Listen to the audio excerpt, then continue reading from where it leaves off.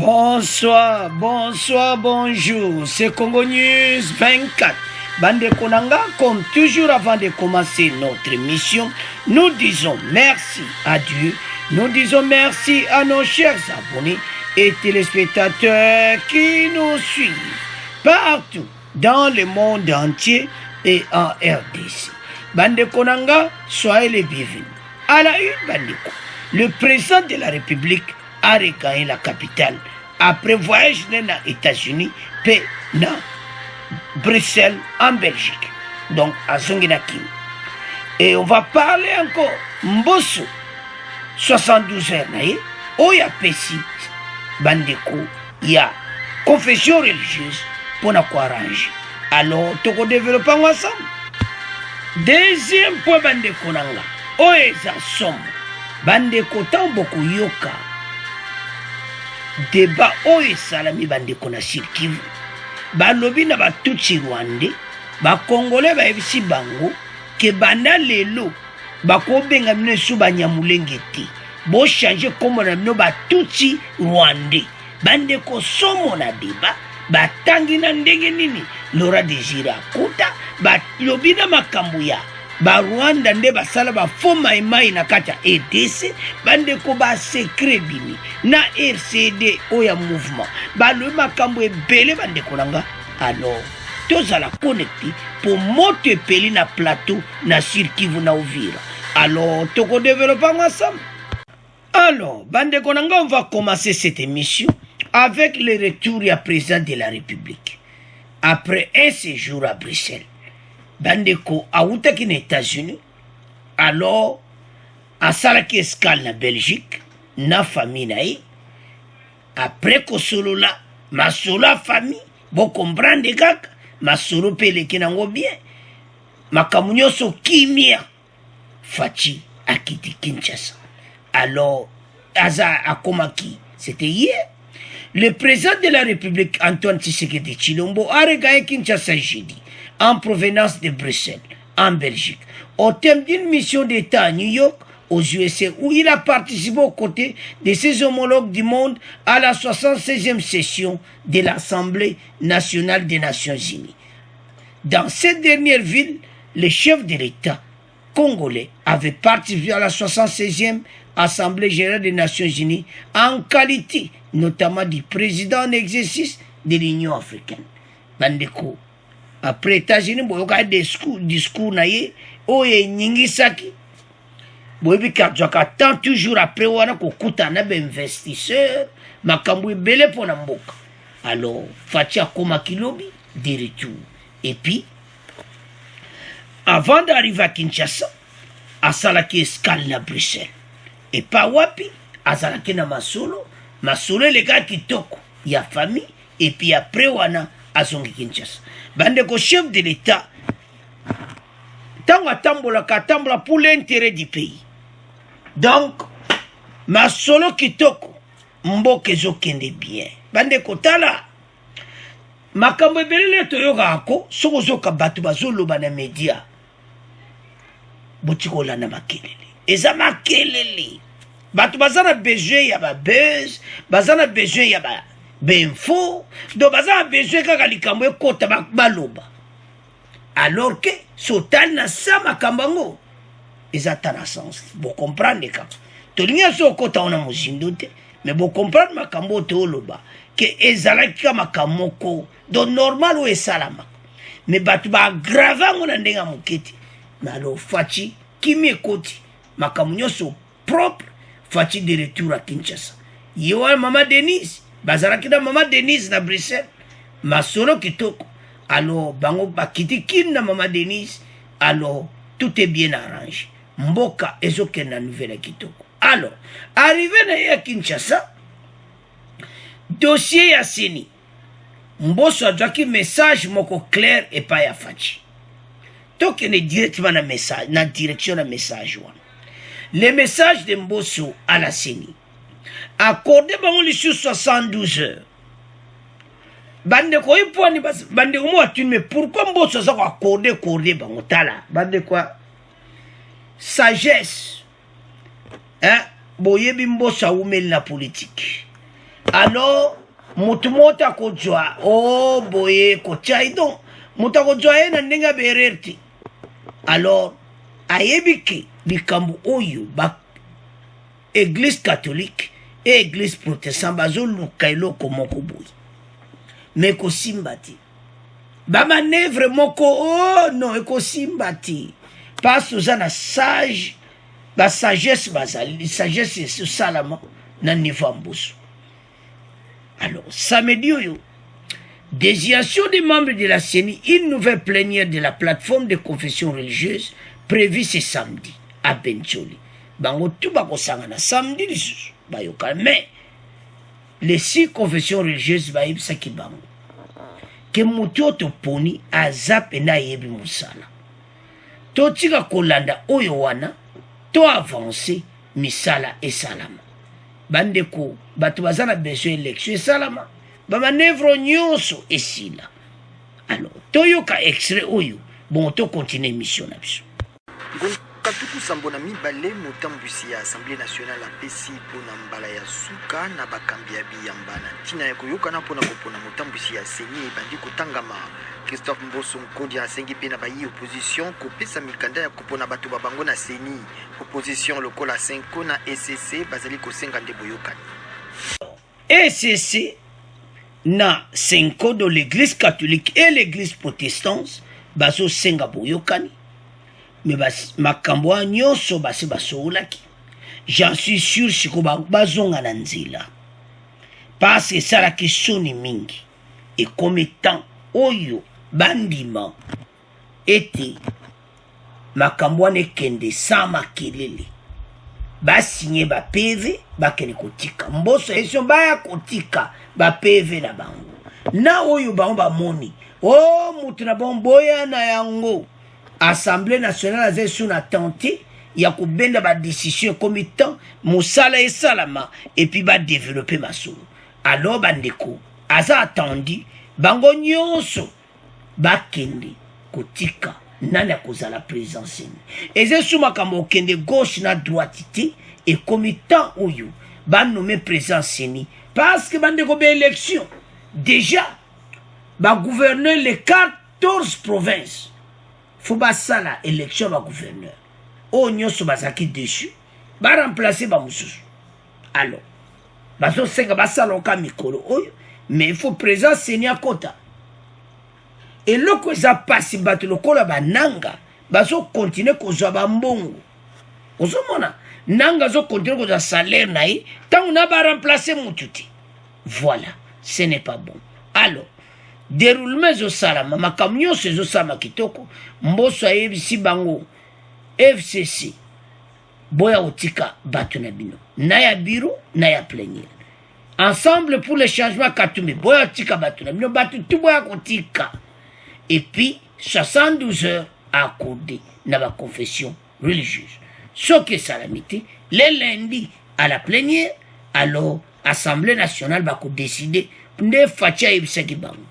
Au cas où bayokani kakati ikomi siko na maboko ya Assemblée nationale il y a déjà décision parce que trop c'est trop d'autres continuer boité alors bande konanga décision kozoma alors to komozela yango makamu nyonso pre parce que lo moti bazo ko pesa réseau te bazo boya kadima za kandafa la botika leka totika tu makelele ko umisa tout temps batu batala makambo ya ba recensement makambo belé balinga basala mais dossier freiner makambo belé alors mboso a décidé parce que message clair tonana ki le chef de l'état des États-Unis message za ki clair soki tant no pesiba on nenga pesimo 72 heures ba salité lundi Assemblée nationale bako entérimer kadima direct alors bande konanga to tika mona bino to komo kende sikoyo na deuxième point. Alors bande konanga eza somo boyoka débat live entre les Tutsi rwandais bandeko na ba congolais mais ba yebisi ba Tutsi bo na débat live Tutsi rwandais no banyamulenge ba yebisi bango ke balongola kombo wana Tutsi rwandais et non banyamulenge bakobenga su bango banyamulenge ti parce que ça artificiel kombo mo ba créer pour bazaki na idée ya balkanisation bandeko bisu bokoyo kango nyonso na débat parce que la cohabitation continue à Uvira au Sud Kivu. La cohabitation entre les communautés se pose avec acute depuis plusieurs années dans les hauts plateaux et moyens plateaux. Plusieurs acteurs de la société civile que du monde politique ont proposé des pistes de solutions pour faciliter cette cohabitation entre les communautés dans cette partie du pays. Malheureusement, toutes ces propositions n'arrivent pas à mettre fin aux tensions entre les communautés. Pourquoi? Situation est grave. Batangina makanika. Batangina ndebo makinozwa Laurent Désiré Kabila. Bandeko boko yoka makamoko somo. Nandenge Kagame Rwanda ba créa ba maimai na bango.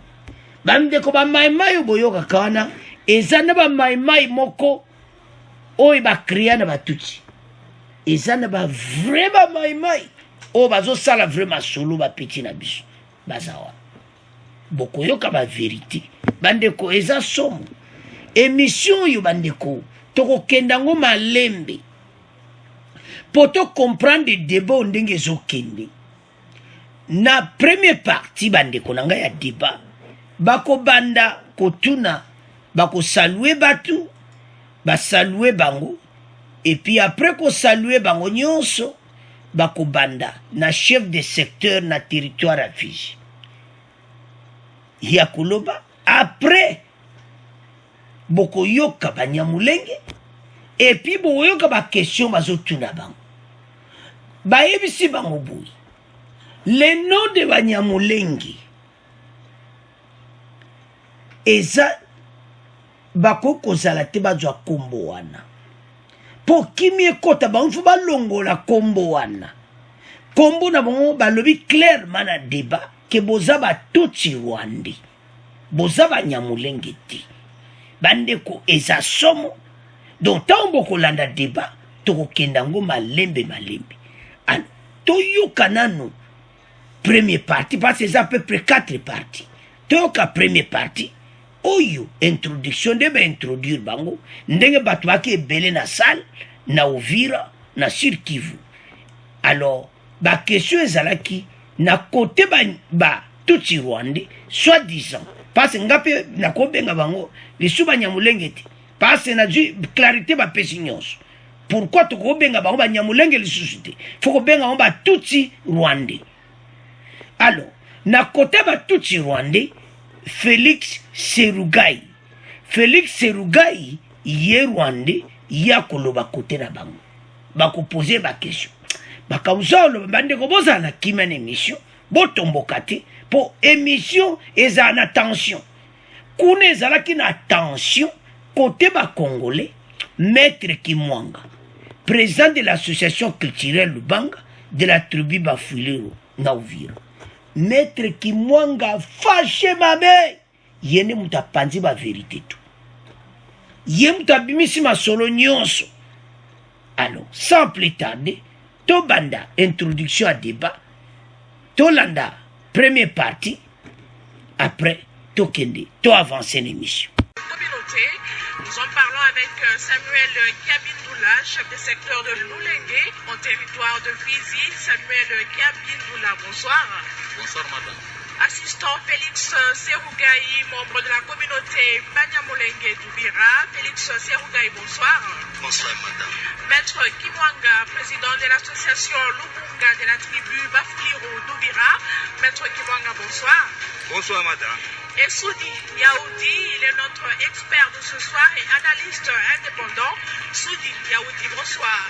Bonsoir, madame.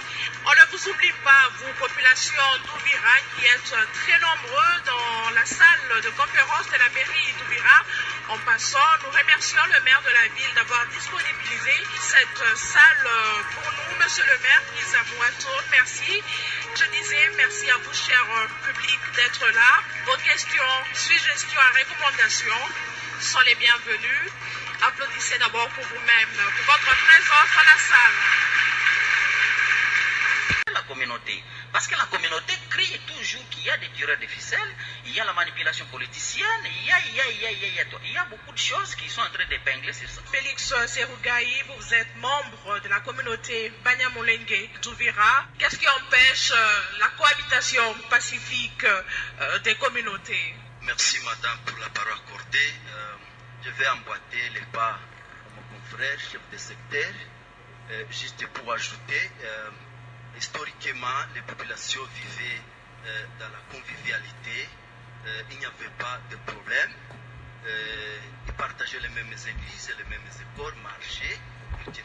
Et il n'y avait pas sincèrement de problème, mais depuis 2018, c'est là où la situation s'est détériorée, ainsi de suite. Mais je peux ajouter que la première cause, c'est l'absence de l'autorité de l'État au niveau des trois territoires, ce qui fait à sec la situation puisse se détériorer de plus. En deuxième lieu, il y a présence de groupes armés locaux étrangers, ça aussi c'est un facteur, et aussi les tirs de ficelles, comme mon frère a ajouté. Ces trois facteurs font à sec la cohabitation pacifique entre les communautés puisse se détériorer de plus. Félix Serougaï, qu'est-ce que vous entendez par absence de l'autorité de l'État? Oui, madame, l'appareil sécuritaire de l'État congolais, au niveau des bases, je dis bien les FARDC, les PNRC, etc., ne remplissent pas convenablement les missions légalières. Sincèrement, ce qu'il faut, c'est que la cohabitation de la population devienne un problème très épineux. Vous avez évoqué un autre aspect, c'est la présence des groupes armés locaux et étrangers. Nous avons appris que ici, chaque communauté a son groupe armé pour, entre guillemets, qui assure leur protection. Est-ce que ce n'est pas ça aussi qui serait à la base de cette situation, de ce manque de cohabitation entre les communautés? Oui, il y a prolifération de groupes armés à caractère communautaire, mais il faut d'abord comprendre, ils sont créés pour quelle cause? Il y a d'abord l'adhésion volontaire des jeunes, et il y a aussi l'adhésion poussée par les contextes, et en fait, il y a aussi les adhésions forcées. Et là, fait à sec, il y a prolifération de groupes armés locaux. Mais aussi, je pense, avec les groupes armés étrangers, c'est parce que les frontières ne sont pas, par exemple, contrôlées. Vous voyez que les groupes armés entrent comme des chenilles, ils ont laissé les couloirs, il y a les FNR, il y a les Forebou, il y a les Raids de Tabara. Donc, c'est vraiment beaucoup des attroupements de groupes armés en provenance des pays voisins qui sont installés dans nos pays, qui tracassent les populations, qui sèment une désolation. Et cela empêche les populations de vivre en harmonie? Oui, ils manipulent les populations, ils viennent avec les armes, et ils coopèrent avec les groupes armés locaux. Je cite les Maïmaï que je ne peux pas citer, qui sont nombreux, qui se sont coalisés et qui coopèrent des fois avec les groupes armés étrangers. De l'autre côté, il y a une création de groupes d'autodéfense. Par exemple, Twirwaneho qui défend sa communauté quand il y a cette coalition qui attaque de l'autre côté les populations. Et ça devient pire et les conséquences sont assez nombreuses. C'est quoi le rôle de l'armée? Si chaque communauté doit créer son groupe armé pour se protéger, quel est le rôle de l'armée? On sait que l'armée est là pour protéger toutes les populations. Oui, je reviens sur le premier facteur de l'absence de l'autorité de l'État. Quand il n'y a pas la présence des FARDC, dans les coins là, l'effectif est minime et des fois il n'y a pas de FARDC et aussi les autorités locales, quand ils ne remplissent pas aussi leurs missions convenablement, ça devient un grand problème. Maître Kimwanga, président de l'association Lubunga de la tribu Bafuliro d'Uvira. Maître Kimwanga, comment vous expliquez ce manque de cohabitation entre les communautés? Merci de m'avoir accordé la parole, madame. Le problème de la cohabitation pacifique s'explique par le fait des guerres récurrentes en RDC.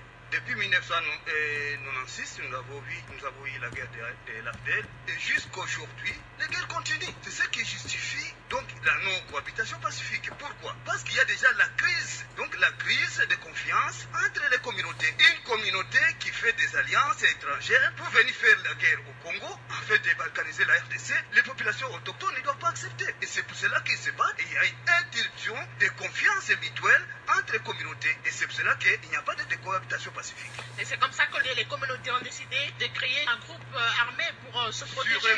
Sûrement, madame. C'est pour cela que quand la guerre a commencé avec l'AFDEL, vous l'avez suivi, on l'appelait la rébellion des Banyamulenge Tutsi Wandophones du Zaïre. Donc, une communauté qui fait la guerre contre les Zaïres, alors contre donc toutes les autres communautés de la RDC. Donc, du Zaïre. Et c'est pour cela que chaque communauté veut ne pas se prendre en charge pour ne pas se protéger. Mais c'est quoi le rôle de l'État si chaque communauté doit se prendre en charge? L'État existe. Oui, madame, mais vous savez que l'État zaïrois d'alors était en décadence avec le départ de Mobutu qui était déjà amorti avec la maladie et même l'armée qui était déjà infiltrée. Vous voyez, madame, c'est que ça fait. Et cela a amené la guerre de sorte que les forces armées zaïroises n'étaient pas capables de défendre la nation. C'est pour cela que, comme le disent, comme le dit la Constitution, donc que ce soit la Constitution de la République du Zaïre, comme la Constitution de la République démocratique du Congo dit que non, tout peuple, tout citoyen a le droit de défendre la nation en cas d'incursion ou d'infiltration. On a les FARDC pour ça, vous n'avez pas besoin de créer vos groupes armés pour vous protéger. Les FARDC c'est un droit civique, c'est un droit civique pour chaque citoyen congolais de défendre la nation en cas d'envahissement avec des étrangers. Mais est-ce que ce n'est pas ça finalement qui est à la base de tout ce que nous vivons aujourd'hui, ce manque de cohésion entre les communautés? Entre les communautés, je l'ai bien précisé, c'est le fait donc d'une communauté de se mettre debout pour combattre toute la nation. C'est ce qui amène donc un déficit, donc un problème de cohabitation, parce que les autres n'ont plus confiance à eux. Donc nous disons à eux, donc au Banyamulenge. Alors, Bande Koranga, nous avons suivi partie 1. Boyoki Félix, Bokanga Komuneta Balwaka Félix Serugai, Yoande Tutsi Wandi. Parce que, bako expliquer une mission na deuxième, na partie de Okende. Bobenga bango li susu, ba, Nyamulengiti. Parce que, Mulenge za territoire congolais. Bango ba ye, ba pesi kombo ya ba Nyamulenge, bango ba komi bata territoire wana. Alors que, bango il fallait ba benga makaba tutsi wande, ba vandaka na Mulenge. Alors, balobi que ça manœuvre moko politique bajia balkanisation maître Kimwanga lobi maître je me suis maître Kimwanga oaza congolais alobi batu il faut se défendre parce que bapaya baye ko envahir mboka bandeko batutsi bazon sepela kovanda kuna bayebi ba richesse na biso na ba groupe armé na bango o ba protéger bango makanika o boso mona wana na photo na munde konayi bokoyoka bakotanga bango awa na débat oyo ils sont venus comme des réfugiés na l'ère Zaïre après influence yaki l'entrée de Laurent Désiré Kabila alors ba mouvement salamaki na RCD oyo ya oyo mosusu wana oyo akende Afrique du Sud boyebika kasalaka mouvement ya RCD. Alors bandeko makambo wana nyonso epesaki eza pasi mais bango bayebisi bango que pour solution ezwama il faut bango ba changer kombo le nom là oyo kombo ya Banyamulenge balongola yango bandeko tolanda très bien kombo wana balongola kombo wana ya Banyamulenge bazana kombo na bango batutsi. Alors bango balobi ke kombo ezana problème te okoza ke kombo nini et tout ça bango bazana idée ya balkanisation te bawanga na kaka mais soko tali bien bango bazo koyine Félix Serugai wana Serugai azoloba que voilà kombo ezango na problème te puis bango ba maimai bazo funda ba maimai o baza ko attaquer bango mais bango so défendre territoire bandeko na ngai bandeko li makambo ezaka ka grave kuna na débat o boko découvrir makambo oyo nanu boyoka te toke na ngoma lemele wana ka le débit mais les tensions koya bandeko Kimwanga maître Kimwanga fâché na ndenga mukiti ba son solutions à simple bolongola kaka kombo wana ya banyamulenge tobenga bino batutsi rwandais abi comment bozoboya kombo na bino tozo comprendre te pourquoi bozoboya kombo na bino alors bakongolais basepeli te bandeko sala ezaki plein de bokana introduction bato baki plein bakongolais batuni bakestion bayebisi bango balobi ka makanika akota zamba baza bato moko bandeko na ngai akota na kata zamba mpona kodefendre bandeko na ye et ce qui est grave alors bandeko toza na dossier monene ezosenga bakongolais tous à l'ensemble parce que ça chauffe dans cette émission bokoyoka bavérité ona boyoka te alors avançons toyoka lisusu Félix Serugai toyoka lisusu maître Kimwanga awa nde moto ebandi un jour donc pour le moment on est en train de sensibiliser. Assistant Félix Serugai, vous vouliez réagir, vous avez la parole. Oui, merci. D'abord, je remercie l'intervention de notre consultant Souti. Il a dit l'essentiel que je voulais aussi dire, mais je voudrais aussi porter quelques éclaircissements par rapport à l'intervention de Maître Kimwanga qui a parlé, moi j'appelle ça le prétexte que la communauté Banyamulenge a mis ça en général, que vers la balkanisation, il a trop souligné, sur ça je vais éclairer. Ça fait 5 ans, première année, il disait que vers la balkanisation, et après avoir fait des recherches, on n'a pas trouvé des indices. Le lendemain, on a changé, ce n'est plus la balkanisation. Il parle de la commune de Minembwe. Après la commune de Minembwe, ça n'a pas tenu, on a interpellé les concernés, tout ça. L'arrêté créant la commune de Minembwe, il n'y avait pas aucun député Munyamulenge, il n'y avait pas un ministre. Et ils ont trouvé que ça n'était pas. Le lendemain, ça devait le groupement de Bijombo. Et aujourd'hui, le maître Kimwanga, il est responsable de dire que les Banyamulenge doivent changer leur nom. L'ethnographie Banyamulenge, on doit le changer. Je ne sais pas, il fait quelle appellation. Et tout ça, ça montre que ce sont des prétextes. Et moi, je présume qu'ils ne veulent pas la communauté Banyamulenge dans le sol congolais. Ils doivent le dire au lieu de passer par des prétextes. Ils trouvent que ça n'était pas, ils changent de jour à jour. Comment recréer cette confiance entre les communautés, Félix Serugai? Puisque vous êtes obligés de vivre ensemble, comment il faut recréer cette confiance entre vous, les communautés? Je pense qu'avant de répondre à cette préoccupation, je voudrais souligner quelques contradictions ici. Quand on parle qu'il y a faiblesse de l'État congolais, sincèrement, c'est notre État qui nous protège, mais quelquefois il y a des faiblesses. Si aujourd'hui il y a présence de groupes armés étrangers, l'État est redevable. Il doit nous expliquer pourquoi ces groupes armés sont dans le sol congolais, ça fait 5 ans. Et quelles sont les actions qu'ils sont en train de mener pour que cette question soit résolue. Ça, c'est une contradiction. Accepter, monsieur le chef de secteur, qui a faiblesse, n'est-ce pas, de l'État. Sinon, vous allez nous montrer qu'est-ce que l'État est en train de faire pendant ces 5 ans et il continue à exister. Ils ont même érigé, je crois, des commandements et bientôt, ça sera le coutume. C'est vraiment déplorable. Maître Kimwanga, comment recréer la confiance entre les communautés? Pour recréer la confiance entre la communauté, madame, il l'a déjà dit et il savait que j'allais le dire effectivement parce qu'ils ont escroqué notre nom, le nom de Mulenge.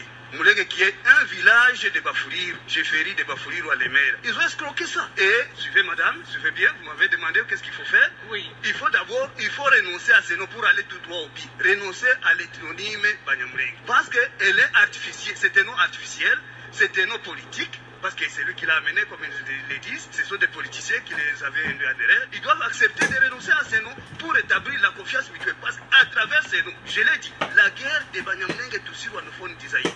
Si vous suivez toutes les cas... Renoncer à ce nom pour se faire appeler comment, ok? Ils ont leur nom. Ce sont des Tutsis wandophones. Mais prendre Mulenge, c'est pour se donner une autre identité de Mulenge qui n'est pas la leur. C'est pour cela que nous disons que non, quand ils prennent l'identité de Mulenge, or c'est la nôtre, c'est pour dire qu'il y a tentative de spoliation de nos terres ancestrales. Ce n'est pas leur nom. Ils sont aussi conscients. C'est une mission pédagogique. C'est avant-hier. Assistant Félix, c'est Maître Kimwanga qui a la parole. Non, le reste, c'était la on va respecter le temps de parole de chacun. C'est Maître Kimwanga qui a la parole. Il a parlé aussi de la balkanisation. Oui, il y en a. Il y a des indices, madame. Il y en a. J'ai dit qu'ils ont commencé la guerre en 1969. En 1996. Jusqu'à ce jour, il faut encore la guerre. Pourquoi? Mais avant 96, comment les communautés vivaient, Maître Kimwanga? C'est parce qu'il y a manipulation de leurs politiciens qui vous avez suivi. Comment les communautés vivaient? Vous avez suivi le ministre Guissaro qui a dit que non, et pas de... On répondait à ma question. Ils doivent continuer à résister. On répondait à ma question, Maître Kimwanga. Il est ministre. Pourquoi continuer à résister? Comment les communautés vivaient avant 96? Oui, avant 97, nous vivions en paix. Si avant 96, les communautés ont vécu en harmonie, pourquoi ça ne peut pas revenir aujourd'hui? Le rapport mapping est clair, a donné tous les tirets de ficelles. Et aujourd'hui, ils sont connus, mais le dossier est encore dans les couloirs des Nations Unies. C'est pour cela que nous sommes en train de demander qu'on puisse créer un tribunal pénal international pour la RDC, pour qu'on puisse nécessairement matérialiser, appliquer les rapports mapping pour que tout le monde soit connu. Ainsi, nous disons aussi que par rapport à la balkanisation, madame, ils sont à la base de la balkanisation. Pourquoi? Parce qu'ils ont tout, on a tout donné. Mais parce qu'on n'a pas donné la terre, ils veulent créer un tout cylindre en RDC. Merci, Maître. Bande konanga tango toyakana mission tolandaka de près oyo eza mboka na biso toyokaka de près oyo bato bazoloba bolandi tutsi rwande pasi tobenga bango siko batutsi rwande tolandi wana nkombo wa Nyamulenge ona eza escroquerie bayiba ikombo wana po baya nsima nango baza na buli ya balkanisation. Alors situation ezawa bango baza banani batutsi rwande bayak avant 96 ezalaka boye te me tangu kaka Mobutu alongo akei tangu Laurent Désiré Kabila akoti bokoyoka siko ba vérité kobima awa na deuxième part na parti o misato ali bango baye batondi ils sont yeba bengi bandeko na bango baye. Alors et logo basali kura bandeko nanga ba secret bimi ils ont créé même des maïmaï tozala ba maïmaï na biso pendo bazo défendre bazali mais à part ba maïmaï na biso ba tutsi ba créé pe ba maïmaï. Donc eza mawa. Alors bandeko situation oyo eza mboka na biso bato wana tanke bazaka kana kombo wana Banyamulenge ezokopase balobi eza bapoliticien bayebisa moke bakangama na kombo wana. Tango bango baza na kombo wana eza mobulu bandeko na ngai tango bango baza na kombo wana ça ne va pas marcher. Il y aura toujours des problèmes. Bande koto comprendre. After LAI, bato tu bakoti. Na sirki vukura basali makamna ba. Biso sikoyo tondi makamakambo yo. Non. Et puis Bogolanda que banona set babatata na tu bandi. Et puis peuple amsa nyokwa mingi na gouvernement où esali 20 ans au pouvoir. Le gouvernement où il est au PPRD. Peuple a souffert na ndenga mukiti. Na 2018, leur élection est salami.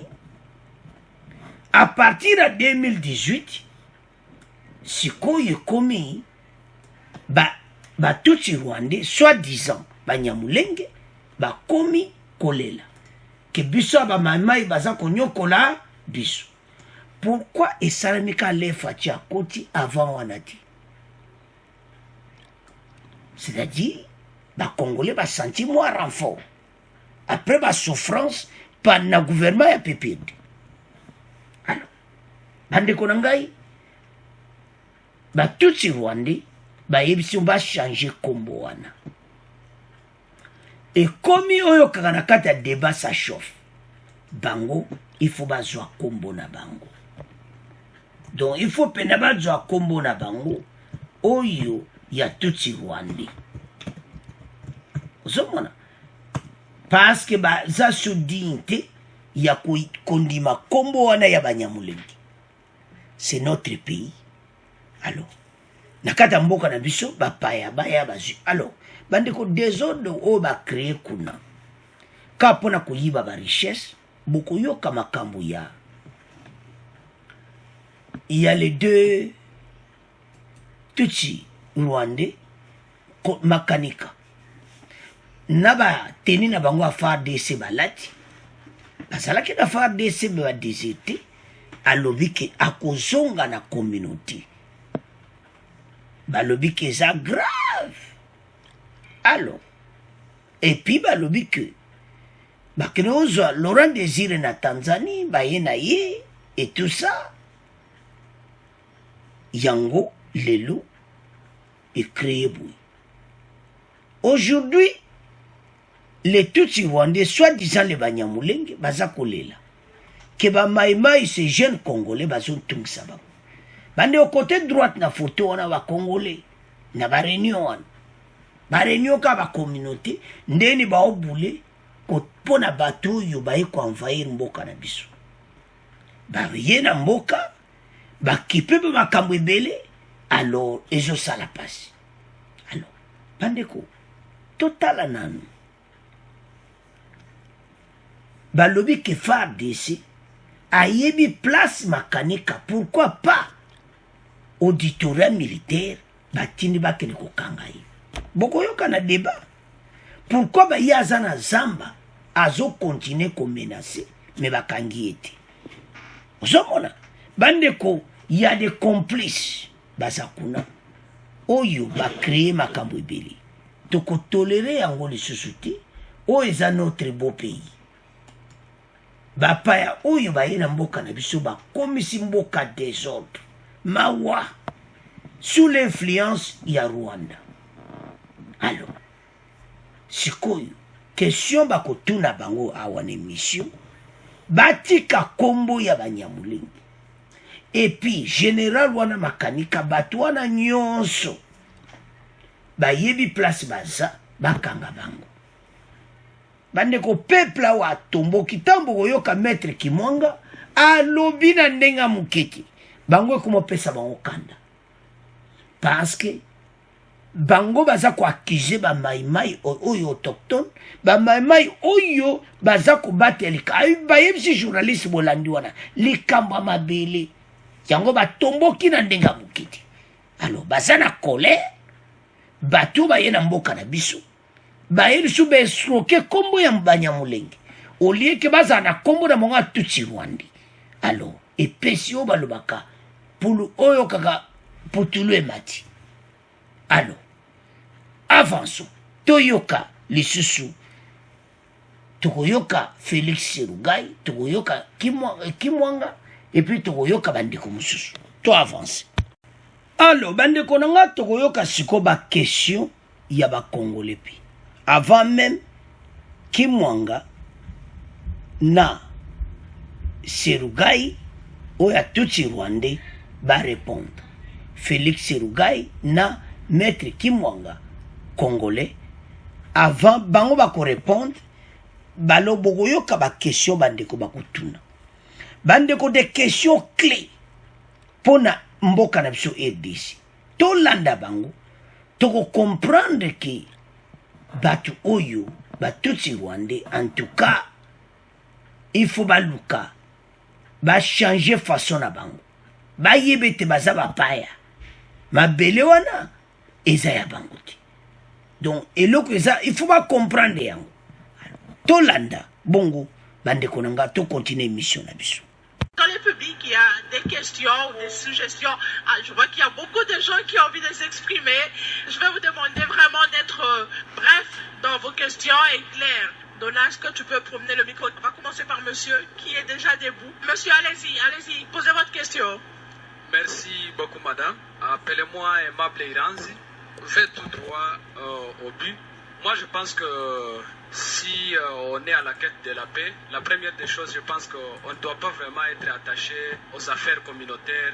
Moi, je pense que nos orateurs, ils doivent vraiment être neutres. Alors, je vais juste tout droit à ce que le chef de secteur a dit. Il a dit qu'il pense que, je m'excuse, c'est ce maître qui a dit qu'il pense que toutes les guerres qui ont été observées au Congo, c'est un caractère d'alliance entre la communauté Banyamulenge et le pays voisin qui n'a pas voulu déterminer. Mais alors, moi je voulais demander, le patron de l'AFDEL, c'est Mzee Kabila, Laurent Désiré, est-ce que c'est Banyamulenge? Point d'interrogation. En plus, le Red Tabara qui opère aujourd'hui, qui est un bon allié au Mai Mai, c'est un groupe étranger. Alors, moi je demande, est-ce que le Mai Mai c'est un groupe armé de Banyamulenge? Alors, je voulais aussi souligner la contradiction, pardon, c'est le dernier mot. Oui, il faut la contradiction, la contradiction de chef de secteur qui a dit qu'il est désolé des gens qui parlent qu'il n'y a pas l'autorité de l'État sur place, donc dans le haut plateau. Moi je pense qu'il s'est contredit lui-même. Il a dit que lorsque les militaires seraient prudents sur le terrain, il n'y aurait pas les groupes armés étrangers et locaux. Alors là, il s'est contredit lui-même. Merci beaucoup. Vous êtes nombreux à vouloir poser des questions. Alors, si vous voulez que tout le monde prenne la parole, soyez vraiment concis. 30 secondes pour poser la question. On va donner d'abord la parole. Vous êtes nombreux à vouloir poser des questions. Alors, si vous voulez que tout le monde prenne la parole, soyez vraiment concis.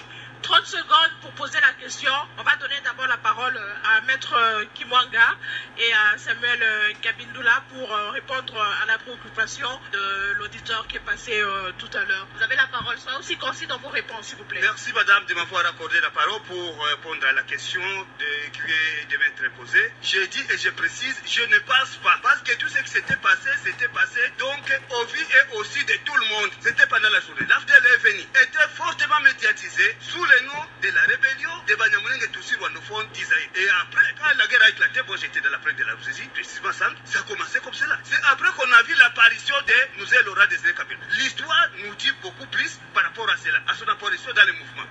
Alors, ce n'est pas question de venir étaler l'histoire, s'il faut que je le dise, on peut le dire. Comment Laurent Désiré Kabila est venu dans les mouvements? On l'a pris en Tanzanie, quand ils avaient déjà échoué à pénétrer dans la plaine. C'est comme ça qu'on l'a recruté et on l'a mis dans les mouvements. Et on a créé l'AFDEL. Et je précise aussi par rapport au Mai Mai, on a connu BD qu'on avait fabriqué pour aller à San City. C'était un Mai Mai et un Fouriou. C'est fabriqué par les RCD. Donc, on ne peut pas se dire que non, comme il y a des Mai Mai, c'est sous cela. Non, il y a des Mai Mai fabriqués par les Tutsis, il y a des Mai Mai d'autodéfense qui sont des patriotes, des résistants Mai Mai congolais. Merci, Maître Kimwanga.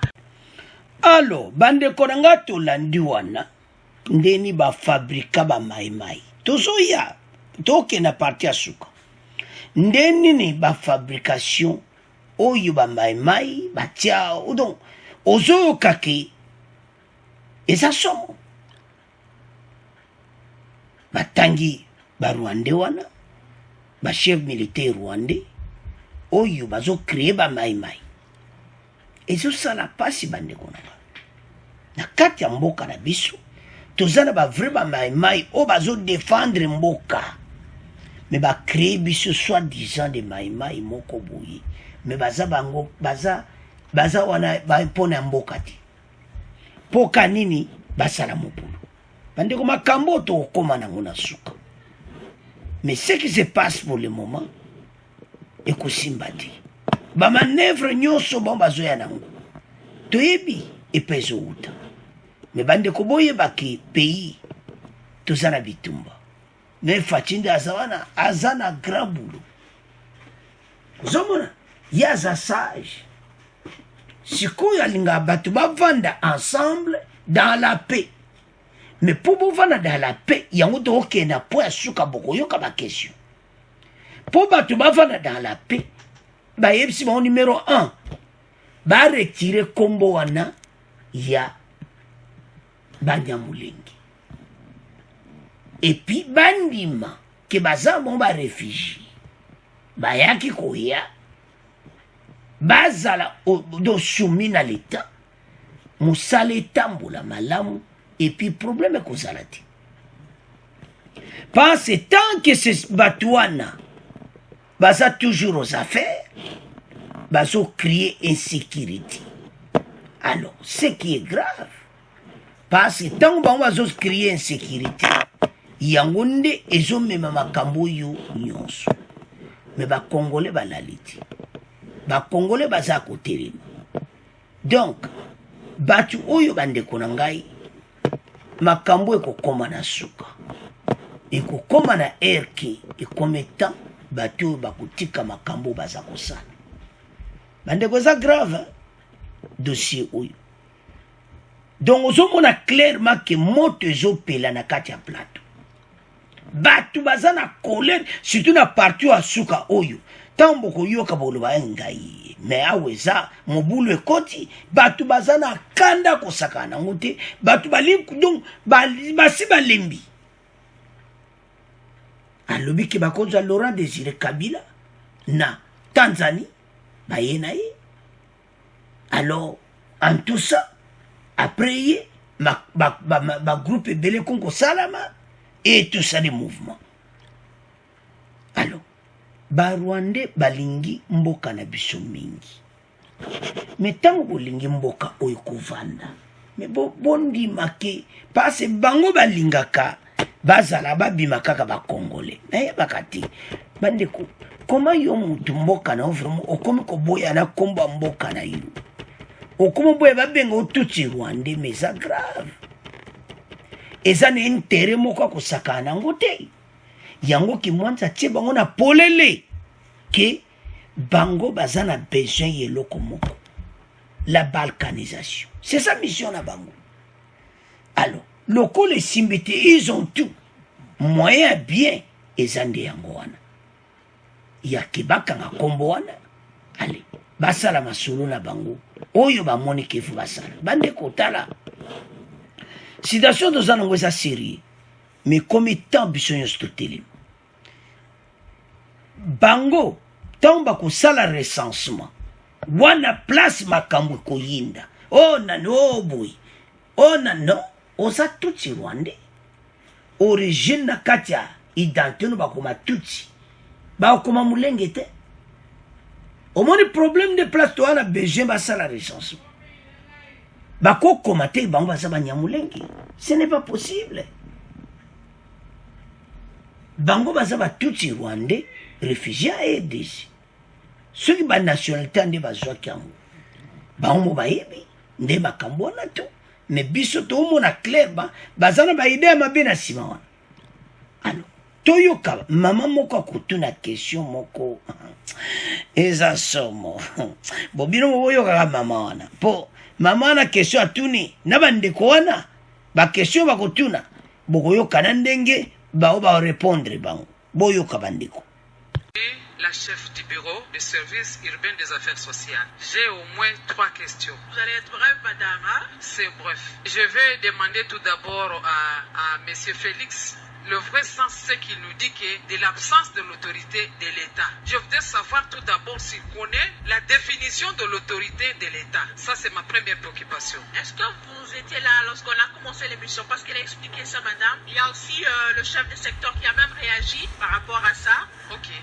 On ne va pas revenir sur ça, on va gagner le temps. Ma deuxième préoccupation, j'ai un peu suivi lorsqu'il y a le maître Kimwanga qui disait à propos des noms de Banyamulenge et de Mulenge. Je voudrais savoir un peu si M. Félix peut nous expliquer comment est apparu pour que ces gens s'appellent des Banyamulenge, parce que nous, ici, dans notre coutume, nous savons que si on dit que quelqu'un est Moufoulirou, il est de la communauté Bafoulirou. Quelquefois, il y a le nom des rivières qui apparaissent directement à la population qui habite à cette entité.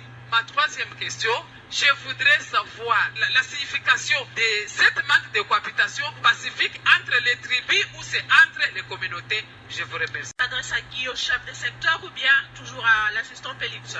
La dernière question. La dernière question, je m'adresse à tout le monde qui sont là. Assistant Félix, le nom Banyamulenge. Donc, je voudrais vous signifier que chaque tribu ou communauté a son historique. Et je ne vais pas entrer tout de suite, il n'y a pas d'état. Mais qu'on soit appelé arbre ou oiseau, je ne sais pas.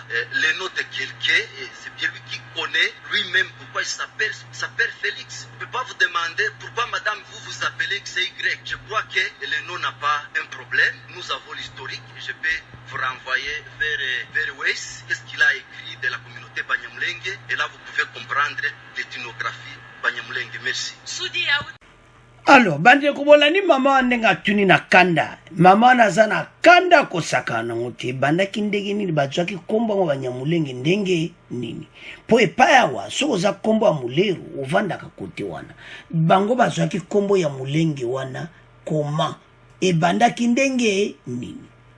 eza baje ya bato bazaki na pouvoir bato basala 20 ans na pouvoir bamonaki je ya balkanisation d'abord bakaboli mboka na biso na 26 province so bomoni mama congolaise azotomboka ndenge wana azoloba ngo na kanda nyonso ke bazwaki komba ngo ndenge nini pasi epa na biso soki ovandaka na bafuilwiro na Uvira oza bafuilwiro oza gunemeyo donc vo mutafizi boy me bango baza barwandi bazwaki kombo wana koma bandeko ozosentir tension dans la salle tosentir mama na ndenge alobi ezosala pasi parce que notre beau pays soki lelo oyo tokontinue kaka na gouvernement oyo esali 20 ans na pouvoir mbokeke heureusement nzambe asungi tozwi fatia ye lelo oyo motu nyonso akomoloba kala nde bango bazoloba wana baokanga bango bazali lerwa na droit te ya kodefendre pays na yo ande obolananga très bien bamama oyo eza opportunité lena bazalaki na tante ya koloba boyi bokoyoka bandeko mosusu oyo asuka parce tozokoma kala te na suka donc bamama oyo lelo so bakonko s'exprimer boyi c'est parce que bayebi oyo eleka dans le passé il ne pouvait même pas dire comme ça na micro lobi wana bakoya baattaquer bango na groupe c'est l'air wana au pouvoir au sommet de l'état bato wana nyonso bazaki pour barwande oyo bavanda wana alors sikoyo na ntango tokomi nango e atan toboma tata toboma kelele bandeko bazosenga bango ke eloko moko balongola kombo ya banyamulengi babengaka bango batutsi rwande bokoyoka maître Kimwanga koya lisusu akolobaki bazosenga communauté internationale baya koede bango banyamulengi donc c'est-à-dire ba créer un état dans un état makambo toloba biso batutolobi te biso ta toyaka na info tolandaka oyo balobi topesaka na peuple bokoyoka peuple ya Uvira muta koloba yango maître Kimwanga kolobaki bakonti kosenga la communauté internationale bayebisi bango eza simple bolongola kombo ya banyamulengi alors tokende na parti ya suka oyo eyindi bon tokontinue mission na biso. Samuel Kabindula, vous avez la parole. Commencez par vous présenter. 30 secondes pour poser votre question. Merci, non, c'est ingénieur Zembezembe. J'ai deux préoccupations. Ma première préoccupation, je m'adresse à M. Félix.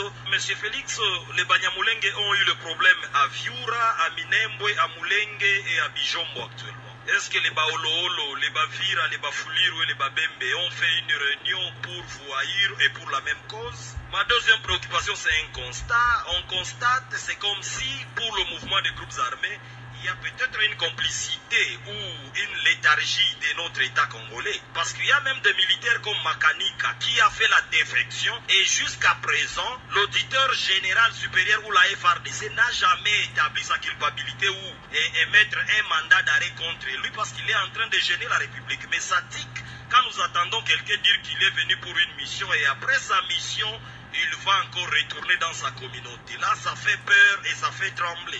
Et par rapport aussi à notre État, nous constatons qu'il y a léthargie parce qu'il y a les rapports mapping qui élucident, qui citent les gens qu'il faut poursuivre juridiquement, judiciairement, qui doivent ne plus être aux affaires.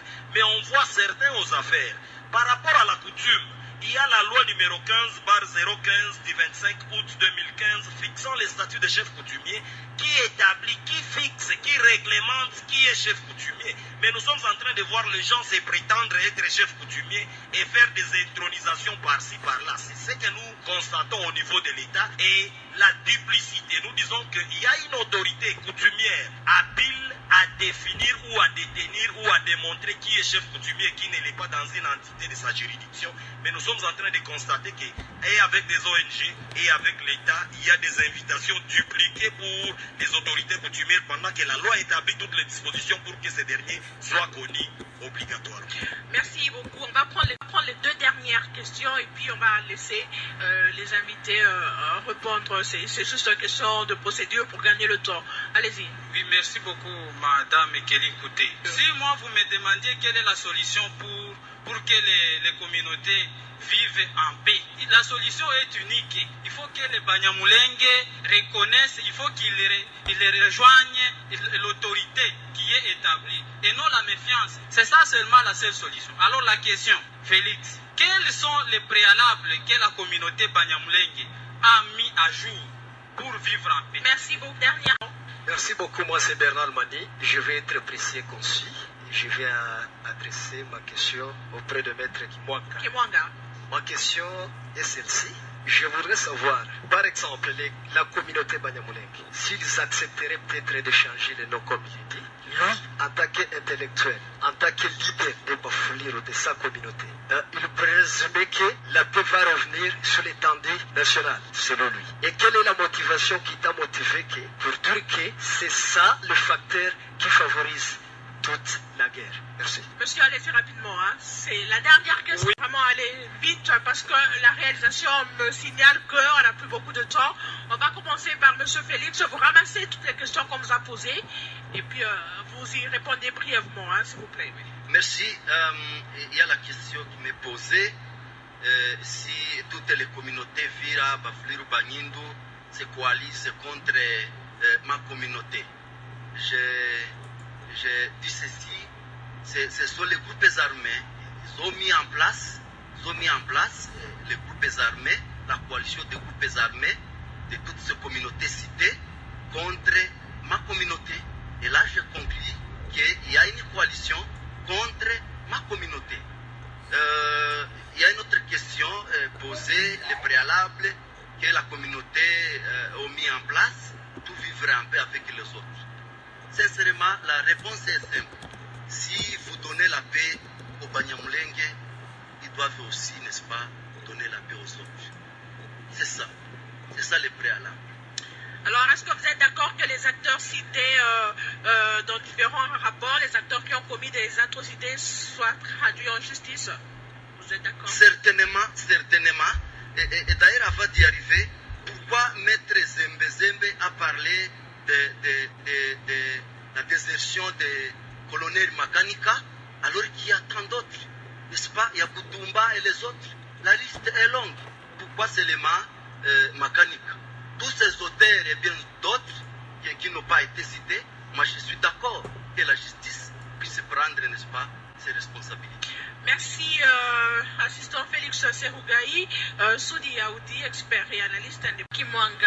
Est-ce que si aujourd'hui la communauté Banyamulenge décidait de ne plus s'appeler Banyamulenge, vous pensez que la paix, c'est une question de quelqu'un dans la salle, la paix sera rétablie, tout va retenir comme avant 96, harmonie, cohabitation pacifique? Bien sûr que oui. Et je vais ajouter aussi et préciser, parce qu'il y a une autre question qui a été posée par un auditeur, sur les causes des groupes armés, manque de cohabitation pacifique et faiblesse de l'État, qu'on n'a pas encore répondu, il faut qu'on y réponde.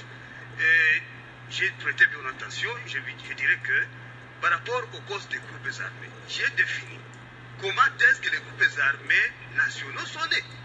C'est à cause des envahisseurs Tutsis qui sont venus du Rwanda, de l'Ouganda, coalition Rwanda-Burundi. Vous l'avez dit. Et c'est comme ça que les groupes armés sont nés. Voilà les causes de création des groupes armés qu'on a appelés patriotes résistants Maï-Maï. Ils ont résisté contre l'envahissement, ils ont résisté contre la balkanisation de notre pays. Ça c'est un. 2D. Manque de cohabitation pacifique. J'en ai déjà parlé aussi. Pourquoi? Parce que les autres, donc ils ont estorqué notre nom pour faire la guerre. Et ça devient donc un fonds de commerce pour eux. Ils partent en Europe, en Asie, en Amérique. C'est Mulenge notre country. Écoutez madame, Mulenge our country, qu'est-ce que ça signifie? Mulenge notre pays. C'est-à-dire, il y a un autre pays dans la RDC. C'est lequel? Mulenge. Non. C'est ça, c'est donc l'élément de la balkanisation. Ils cherchent la balkanisation. 3. par rapport à la faiblesse de l'État, je vais donner d'autres éléments. Il y a beaucoup. Faiblesse de l'État, c'est un prétexte pour eux. Alors, ils veulent transposer les conflits. Les conflits étaient intercommunautaires et l'échange que non, c'était un conflit entre les soi-disant Banyamulenge et l'État congolais. Pour dire que non, l'État congolais n'est pas en train de les protéger. Il faut que la communauté internationale puisse venir les protéger en tant que majorité, donc minorité communautaire. Les puissances internationales impérialistes. On va conclure en arrangement. C'est comme ça qu'ils sont en train de fragiliser. On va conclure maintenant. Ils fragilisent l'État congolais avec les guerres. S'il vous plaît. Il faut dire que l'État congolais fait. Je vous retire la parole. Merci. Maître Kibwanga, président de l'association Lubunga de la tribu Bafouliru d'Uvira. Un peu de correctif. Le Lubunga n'est pas une association, c'est une structure socio-culturelle Tibouami de Bafouliru. Ce n'est pas une association, une aspect. Dans ce sens-là. Merci. Comme stratégie, madame, la première, c'est de mettre fin à l'impunité et aux violences. Par quoi? Par l'établissement d'un tribunal pénal international pour la RDC. Pour punir tous ceux-là qui ont commis des exactions, des violations des droits humains en RDC par rapport pour l'exécution du rapport mapping et bien d'autres exactions qui en ont suivi. Ça, c'est une stratégie qui est judiciaire et qui est étatique. D'aider socialement parlant, il faut aussi des sensibilisations de la population.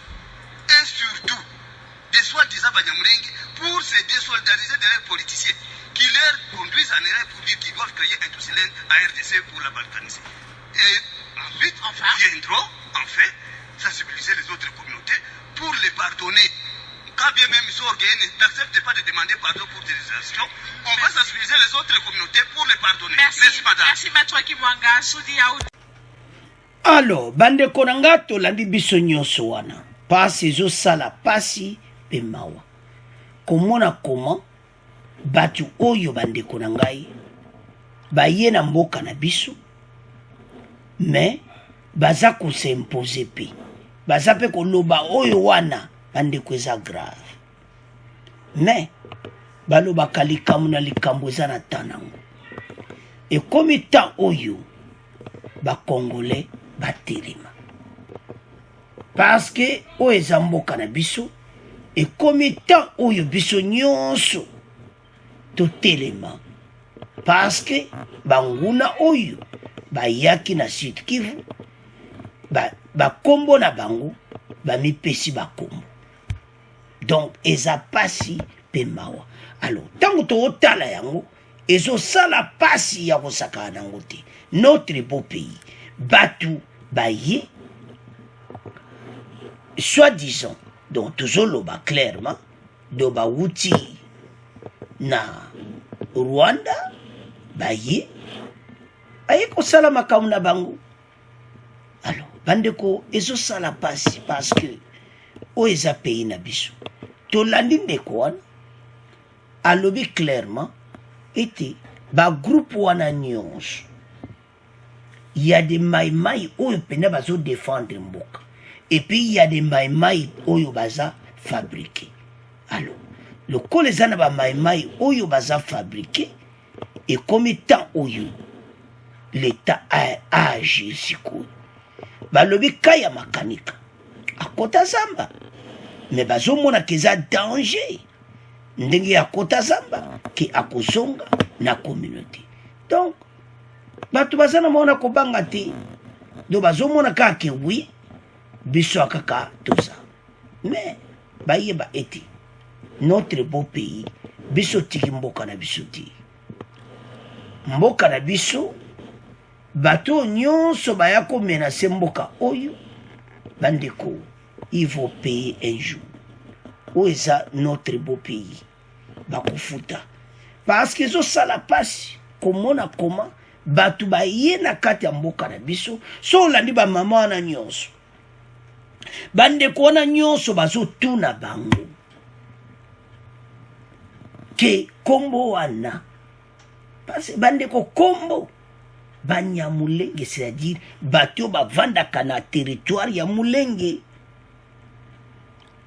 Alors Bafuliro bavandaka kote wana il doit avoir une notion yoka réponse ya tutsi Rwanda wana Félix Serugai wana yazolobake le nom eza na problème te, problème eza te pona kombo ba ko continuer ko za na kombo wana. Non, bango fo batika kombo wana, babenga bango batutsi rwandais mais bazolinga yango lisusu te. C'est ça le problème. Bandeko, il y a un dossier awa, hein? Bandeko tolandi wana biso nyonso comment bango mwe ba vivre en paix ate balobi ke il y a des maïmaï où ils ont créé na ba Rwandais. Et puis ils ont maïmaï où bazo défendre m'appeler les autochtones, namba défendre ba jeune wana bozo mona. Ba limboka na bango ekendeti. Bazo mona tentative ya balkanisation. Alors, et puis bah le groupe armé voisin to pesa Rwanda, Burundi. Il y a des associations de bandeko.